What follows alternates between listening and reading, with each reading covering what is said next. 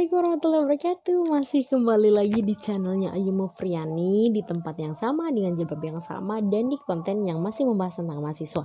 Nah, tapi di video kali ini nih guys, sesuai judul ya, aku pengen ngebahas kenapa sih mahasiswa tua tuh jarang banget kelihatan masuk gitu. Apa sih yang dia kerjain gitu? Kenapa sih jarang masuk? Kenapa sih? Apakah dia sesibuk itu gitu?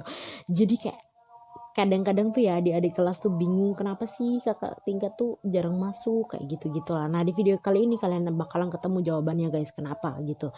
Nah, tapi sebelum kalian menonton video ini jangan lupa untuk menekan tombol subscribe dulu di bawah, juga jangan lupa untuk like dan berikan saran yang terbaik untuk aku bikin video apa selama bulan puasa ini. Check it out.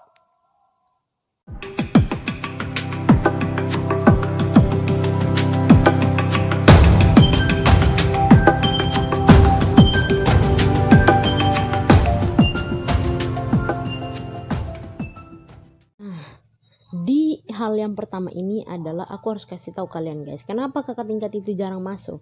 Alasan yang pertama adalah karena dia malu. Kenapa dia malu? Karena dia udah semester tua. Kenapa dia semester tua? Karena beberapa alasan yang lain gitu.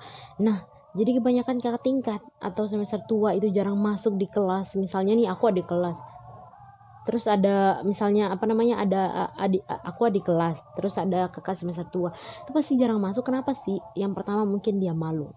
Kenapa? Karena dia sendiri mungkin di kelas itu yang udah jadi semester tua, atau mungkin dia adalah orang yang terpojokkan, mungkin merasa diri terpojokkan atau gimana lah, pokoknya dia malu aja lah gitu. Yang kedua adalah mungkin semester tua itu punya prioritas guys. Jadi kayak gini, hidup kita ini harus punya prioritas. Kalau misalnya mahasiswa sejati prioritasnya adalah ya kampus gitu, ya kuliah.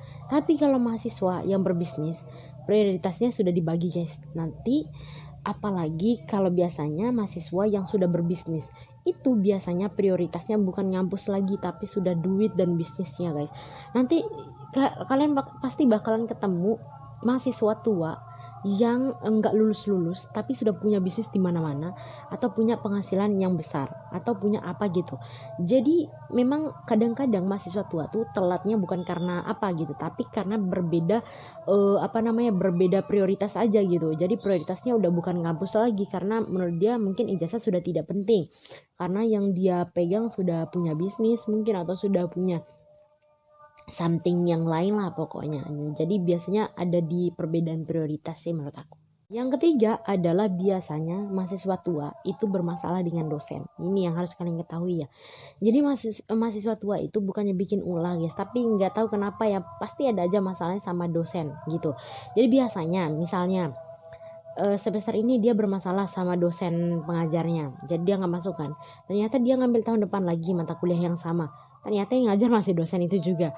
Ya nggak lulus lah guys, gimana lulus orang dia bermasalah gitu. Mungkin karena dia bermasalah dengan dosen akhirnya dia tidak lulus gitulah, atau karena dia bermasalah dengan dosen akhirnya dia malu untuk masuk kelas gitu.